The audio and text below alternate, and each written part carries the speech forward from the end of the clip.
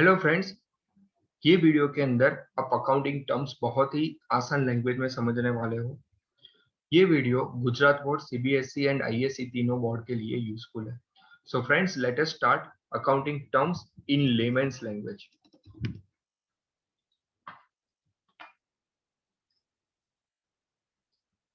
Friends, accounting term समझने से पहले सबसे पहले हमको समझना पड़े what is business and what is profession. Friends, मैं जो भी काम प्रॉफिट के इंटेंशन से करता हूँ उसको मैं लेमन की लैंग्वेज में बिजनेस बोलता हूँ। राइट? ठीक है। तो मान लो कि मेरी एक स्टेशनरी की शॉप है जिसके अंदर मैं स्टेशनरी की आइटम्स रखता हूँ, जैसे पेन पेंसिल रखता हूँ और उसको बेच रहा हूँ। उसमें मेरा इंटेंशन होता है प्रॉफिट अर्न करने का, तो that is called my business. Right? अच्छा, तो सर प्रोफेशन क्या है? प्रोफेशन यानी इसमें आप कुछ बेच नहीं रहे हो, आप अपना स्किल, आप नॉलेज दे रहे हो। जैसे मैं सीए हूँ तो मेरे अपने, मान लो मैं अपने कोई क्लाइंट को कोई एडवाइस देता हूँ, तो दैट इज कॉल्ड प्रोफेशन। एक डॉक्टर है जो अपने पेशेंट को एडवाइस देता है कि भाई ये सब मेडिसिन लो, या तो उसका मेडिकल चेकअप करता है। राइट? तो दैट इज कॉल्ड प्रोफेशन। एक क्रिकेटर जो मैच खेल रहा है, राइट, बीसीसीआई उनको पेमेंट कर रही है, तो दैट इज कॉल्ड प्रोफेशन। क्या क्रिकेटर बैट बेचते हैं? नहीं, वो खाली क्रिकेट खेलते हैं और उससे वो इनकम जनरेट करते हैं। यानी बिजनेस हो या प्रोफेशन, दोनों के अंदर प्रॉफिट का एम तो रहता ही है। But the thing is that कि बिजनेस के अंदर आप कुछ बेचते हो, जबकि प्रोफेशन के अंदर आप अपना स्किल, अपना नॉलेज पेश कर रहे हो। राइट? जैसे, तो केनई से मान लो मेरा सेल्स इंडिया मेरा एग्जांपल, जिसके अंदर मैं एसी रख रहा हूँ, रेफ्रिजरेटर रख रहा हूँ, उस सबको बेच रहा हूँ। तो केनई से एसी और रेफ्रिजरेटर में से मुझे क्या जनरेट होगा? इनकम जनरेट होगा, तो that is called my business. बराबर? अच्छा, तो आज से एक चीज याद रखनी चाहिए कि जो भी चीज का बिजनेस कर रहे हो उसको मेरे अकाउंट्स के अंदर क्या बोला जाएगा? गुड्स। बराबर? यानी सेल्स इंडिया के लिए गुड्स क्या है? एसी, रेफ्रिजरेटर, वो सब उसके लिए गुड्स है। स्टेशनरी शॉप वाले के लिए क्या गुड्स है?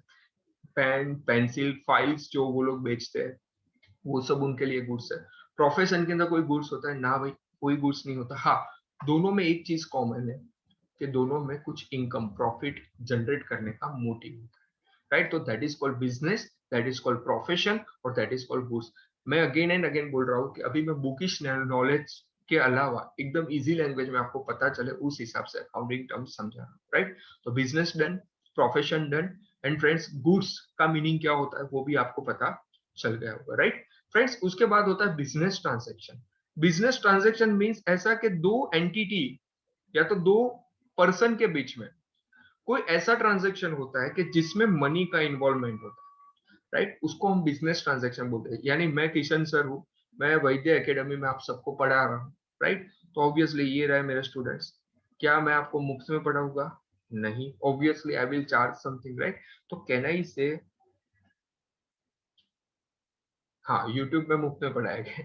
यस, तो कहना ही से कि इसके अंदर आप मुझे शायद अभी के अभी पैसा दे दोगे या तो फ्यूचर में दे दोगे। राइट? तो कहने ही से यहाँ मनी इन्वॉल्व था, तो that is called business transaction. Right? Okay friends, तो भाई मनी आप अभी के अभी देते हो तो उसको बोलते हैं कैश ट्रांजेक्शन। बट थोड़े टाइम के बाद दोगे, कभी सर 3 मंथ्स के बाद देंगे, तो that is called credit transaction. Yes और नो? तो बिजनेस ट्रांजेक्शन दो टाइप के होते हैं, कैश यानी इमीडिएटली पेमेंट हो जाना, क्रेडिट यानी थोड़े टाइम के बाद होना।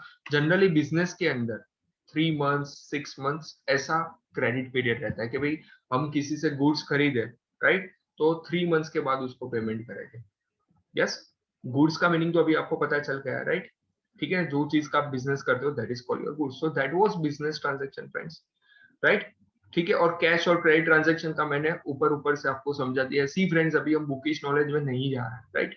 ठीक है। अच्छा, उसके बाद फ्रेंड्स आता है व्हाट इज इवेंट। बेटा, ट्रांजेक्शन होने के बाद जो रिजल्ट मिलता है ना, दैट इज कॉल्ड इवेंट।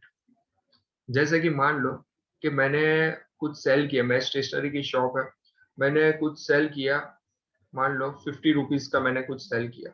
मान लो कि 50 नहीं, 50,000 रखो, 50,000 रुपीज का मैंने सेल किया। बराबर? यानी स्टेशनरी के आइटम्स में पेन बेचे, पेंसिल बेची, सबका मिला के मेरा सेल्स हुआ 50,000। उसके सामने यही चीज को मैंने परचेस किया था 30,000 में। 20,000 का प्रॉफिट हो रहा है। राइट? नहीं भाई, सैलरी देने की है स्टाफ को, तो यहाँ सैलरी लिखूंगा 10,000। तो कुल मिला के मुझे कितना प्रॉफिट मिलेगा?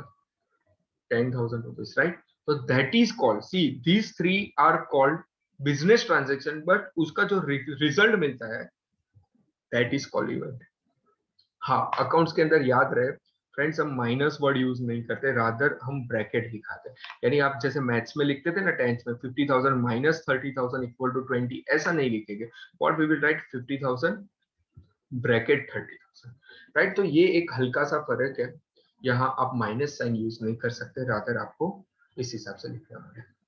फ्रेंड्स उसके बाद आता है व्हाट इज कैपिटल। कैपिटल यानी क्या बेटा, ये मैं हूं, ये मेरा एकेडमी है और हम पार्टी कर रहे हैं, नहीं ऐसा नहीं है, ठीक है। ये मैं हूं, ये मेरा एकेडमी है, वही एकेडमी। मैं अपने घर से बिजनेस यानी प्रोफेशन, अभी एकेडमी है तो ऑब्वियसली इसको प्रोफेशन बोल रहे हैं, बट अभी टेम्पररी बिजनेस वर्ड हम यूज कर लेते हैं कि मैं किशन अपने घर से, ये मेरे घर, ये मेरा घर, अपने पर्सनल अकाउंट से, यानी मेरे पास पर्सनली 50 लाख रुपीज पड़े हैं, ये 50 लाख रुपीज पर्सनली मैं अपने बिजनेस के अंदर इन्वेस्ट कर रहा हूं, right. That is called capital. यानी 50 लाख रुपीज से मैं अपना वैद्य एकेडमी स्टार्ट कर रहा हूँ, शॉप खरीद ली, ये किया वो किया, बराबर एडवर्टाइजमेंट, ये सब के लिए मुझे पैसा चाहिए। तो जो भी पैसा मैं अपने बिजनेस के अंदर लगाता हूँ या तो इन्वेस्ट कर रहा हूँ, तो that is called my capital, right.